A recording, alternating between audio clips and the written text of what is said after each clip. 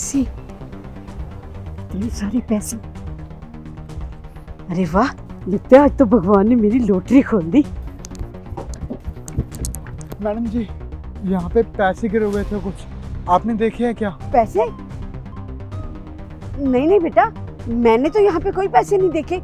मैं तो यहाँ अपनी गाड़ी साफ कर रही हूँ। मैडम जी, मैं जल्दबाजी में जा रहा था, मेरे पैसे गिर गए यहाँ पे। मैं थोड़ी आगे गया, मैंने फ़ोन निकाला और फ़ोन निकालते निकालते ऐसा हो सकता है कि मेरे पैसे गिर गए हो। तो और मैं इसी रोड से गया था, तो पैसे यही कहीं गिरे हैं। आपने देखे तो बता दीजिए आप। मैं तो अपनी मेहनत के पैसे लेती हूँ, किसी के ऐसे वैसे पैसे मैं नहीं उठा लेती, किसी और का हक नहीं मारती मैं। तो देख ले, कहीं और गिरे होंगे या किसी और ने उठाए होंगे। देखिए मैडम जी, वो पैसे बहुत इंपॉर्टेंट काम के लिए मैं लेकर जा रहा था। अगर वो पैसे नहीं मिले ना तो मेरे लिए बहुत बड़ी दिक्कत आ जाएगी। मैं आप पे आरोप नहीं लगा रहा हूँ। अगर आपने किसी को देखा हो कि पैसे उठाते हुए तो आप बता दीजिए, मैं उनसे पैसे ले लूँगा। पर प्लीज़ आप मेरी मदद कर दीजिए। लो, कर लो बात। अरे मैं क्या यही देखती रहती हूँ कौन आ रहा है कौन जा रहा है और किसने तुम्हारे पैसे उठाए। मैं तो सुबह से लेके अपनी गाड़ियाँ साफ करती हूँ, मैं किसी इधर उधर का ध्यान नहीं रखती। मैं अपने आप देख लो तुम। कोई बात नहीं मैडम जी, मेरा तो नुकसान हो गया, अब मैं क्या ही करूं। अच्छा हुआ इसके आने से पहले ही मैंने पैसे छुपा लिए, वरना इसको देने पड़ जाते। इतने सारे पैसे, इन पैसों से मैं अपनी सारी जरूरतें पूरी कर सकती हूँ। अपना ये टूटा फूटा मकान बना सकती हूँ, अपने बच्चों की फीसें दे सकती हूँ, अपने घर में 6 महीने का राशन भी डाल सकती हूँ। इन पैसों से मैं अपनी सारी जरूरतें पूरी कर सकती हूँ। अरे आप? अरे साहब, आप यहाँ, आप इसी ऑफिस में काम करते हैं क्या? हाँ, मैं इसी ऑफिस में काम करता हूँ, लेकिन आप मुझे ये बताइए आप अंदर क्यों जा रही हैं? वो साहब, मैं भी इस ऑफिस की जितनी भी गाड़ी है ना, सब मैं साफ करती हूँ, बस वही करने जा रही थी। देखिए, आपने जितना काम करना था ना आपने कर लिया, आपका हिसाब हो जाएगा। आज के बाद आपको यहाँ पे काम करने की कोई जरूरत नहीं है। आप जाइए और कल से मत आना आप। क्यों साहब, आप ऐसा क्यों बोल रहे हैं? देखिए, मैं सारी बात समझता हूँ, लेकिन मेरे पैसे चोरी हुए हैं, आप समझे इस बात को। और मुझे नहीं पता किसने चोरी करे या किसने चोरी नहीं किए, लेकिन मैं किसी भी इंसान पे भरोसा नहीं करूँगा, इसलिए मैं आपको काम पे नहीं रख सकता। आप जाइए प्लीज़।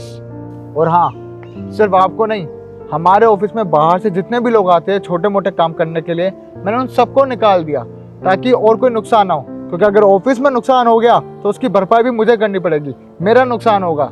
इसलिए आप कहीं और काम देख लीजिए। साहब, आप ऐसा क्यों कह रहे हैं? मुझे नौकरी से मत निकालिए साहब। देखिए, मेरे पति भी नहीं है और मुझे घर का किराया भी देना होता है, बच्चों को भी देखना होता है। अगर आप मुझे नौकरी से निकाल देंगे साहब, तो मैं उनका खाना पीना किराया सब कहाँ से करूँगी? मुझे नौकरी से मत निकालो साहब। देखिए, मैं आपकी मजबूरी समझता हूँ, मानता हूँ आपका परिवार है, लेकिन मेरा भी तो परिवार है। जैसे तैसे करके पिछला नुकसान तो मैंने भर दिया, लेकिन अब मैं दोबारा नुकसान नहीं चाहता, इसलिए मैं किसी पे भरोसा नहीं कर पा रहा हूँ। अगर फिर नुकसान हो जाएगा फिर वो मेरे मत्थे आ जाएगा। इसलिए इससे अच्छा है कि आप जाइए, आप कहीं और काम देख लीजिए, लेकिन हाथ जोड़वा लीजिए, मैं आपको अपनी कंपनी में कोई काम नहीं दे सकता। प्लीज़ जाइए, आप शर्मिंदा मत कीजिए कि मेरे को बाबा बोलते हुए अच्छा नहीं लग रहा कि आप जाइए। प्लीज़ जाइए। देखिए साहब, मैं आपसे विनती करती हूँ, आप मुझे नौकरी से मत निकालो। मैं अपने बच्चों के लिए काम करती हूँ। मानती हूँ साहब, आपके पैसे चोरी हो गए हैं, लेकिन आप उस बात की सजा मुझे मत दीजिए। देखिए, आपको बार बार बोलते हुए ना मुझे अच्छा नहीं लग रहा, इसलिए रिक्वेस्ट कर रहा हूँ आपसे, आप जाइए।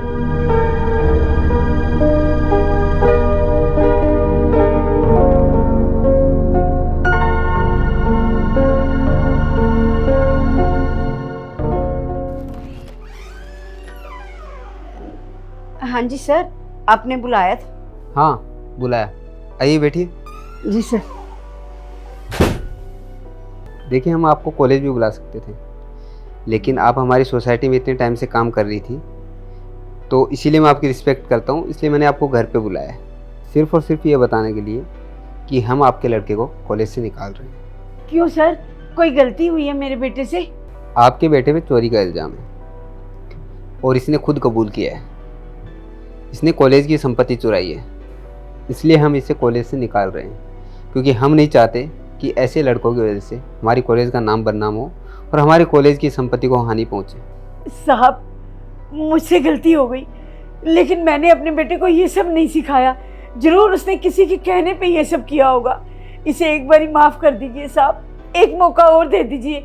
ये पढ़ने में तो बहुत अच्छा है साहब, मन लगाकर पढ़ता है। मैं हाथ जोड़ के विनती करती हूँ साहब आपसे, ये थोड़ा भटक गया है, नादान है, लेकिन मैं आपसे वादा करती हूँ आगे से ये ऐसा कुछ भी नहीं करेगा, मन लगाकर पढ़ाई करेगा। देखिए, हम हमारे कॉलेज में पढ़ने वाले बच्चों को रखते हैं, ना कि चोरी करने वालों। अगर ये हमारे कॉलेज में पढ़ेगा तो इसकी संगति से हमारे कॉलेज के और स्टूडेंट भी बिगड़ सकते हैं, कॉलेज का माहौल ख़राब होगा, जो कि हमारी कॉलेज और बच्चों के लिए बिल्कुल भी सही नहीं है। वो तो शुक्र मनाइए कि हमने पुलिस को नहीं बुलाया, वरना हम पुलिस को बुलाकर इसको पकड़वा भी सकते थे। लेकिन हम आपकी रिस्पेक्ट करते हैं, आपको काफ़ी टाइम से जानते हैं, और आप हमारी बात मानिए, हम इसे हमारे कॉलेज में नहीं पढ़ा सकते। साहब, मैं आपकी बात समझ रही हूँ, लेकिन आप भी तो सोचिए कितनी मेहनत से मैंने इसका एडमिशन इस कॉलेज में करवाया है। अगर आप इसे कॉलेज से निकाल देंगे तो इसका क्या होगा साहब, इसका 1 साल खराब हो जाएगा। आप ऐसा मत करो साहब, मैं हाथ जोड़ती हूँ आपके आगे, मेरे बेटे को कॉलेज से मत निकालो आप। आपको तो पता है ना मैं कितनी मेहनत करती हूँ, और आप ही तो मुझे कहते थे कि तुम बहुत मेहनती हो, इतनी मेहनत करके तुम अपने बच्चे को पढ़ा रहे हैं। आप ऐसा मत करो साहब। साहब, इसकी जिम्मेवारी मैं लेती हूँ, ये आगे से कुछ भी ऐसा नहीं करेगा, और अगर करेगा ना तो मैं इसे कभी माफ़ नहीं करूँगी, लेकिन आप इसको कॉलेज से मत निकालो।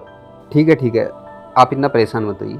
अगर आप कह रही हैं तो मैं इसको एक मौका और दे देता हूँ, लेकिन आगे से इसने कोई गलती की तो सीधा मैं इसको पुलिस में पकड़ा दूँगा। और तुम, शर्म आनी चाहिए तुम्हारी मम्मी इतनी मेहनत करके तुम्हें पढ़ा रही है, तुम्हारे लिए इतनी मेहनत कर रही है, जगह जगह जाके गाड़ियाँ साफ करती है। क्यों? क्योंकि तुम कुछ बन सको, तुम पढ़ लिख कर एक बड़े आदमी बन सको, उनका नाम रोशन कर सको। और तुम क्या कर रहे हो? चोरियाँ कर रहे हो। देखो, ये तुम्हारा लास्ट चांस है, अपनी मम्मी की मजबूरियों को समझो, पढ़ाई करो, लिखाई करो, पढ़ लिख कर कुछ बन के दिखाओ, ताकि उनकी ज़िंदगी संवर जाए, उनको तुम पे नाज हो। ठीक है सर, आइंदा से कभी ऐसी गलती नहीं होगी, और मैं वादा करता हूँ आगे से सिर्फ पढ़ाई पे ध्यान दूंगा। Thank you so much. आपकी बहुत बहुत मेहरबानी साहब। ठीक है जी, नमस्कार।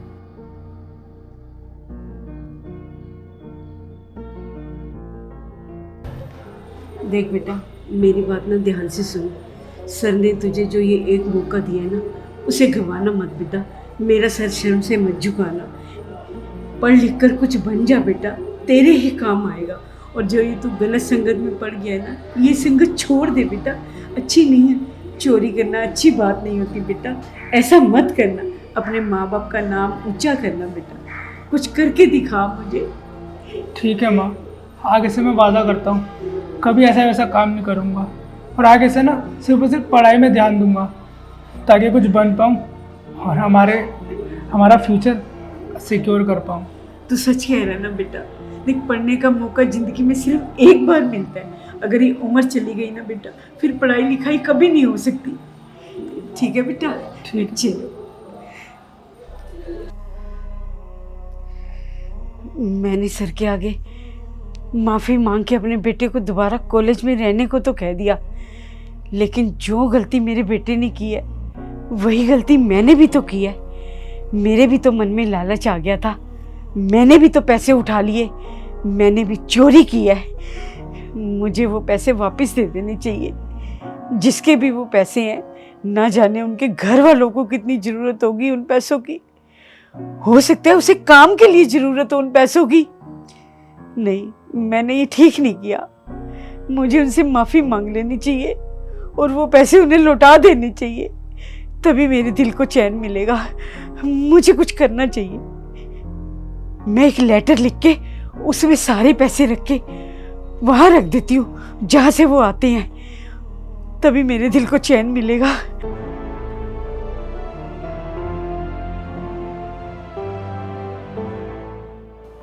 अरे, इतने सारे पैसे? अरे लेटर लिखा क्या है इसमें? मुझे माफ कर देना। मैंने किसी लालच में आकर वो पैसे उठा लिए थे, लेकिन अब मुझे अपनी गलती का एहसास हो गया है। ना जाने आपने कितनी मेहनत करके वो पैसे कमाए होंगे और आपको कितनी ज़रूरत होगी उन पैसों की। मैं आपसे एक बार फिर माफ़ी मांगती हूँ, मुझे माफ़ कर देना। कमाल है। मतलब आज भी ऐसे लोग हैं जो अपनी गलती मान लेते हैं, इतने ईमानदार लोग हैं। अब मेरे पैसे तो वापस आ गए, मेरे से भी एक गलती हुई है ना, मैंने लोगों को निकाल दिया था काम से, अब मैं उन लोगों को वापस बुला लूँगा।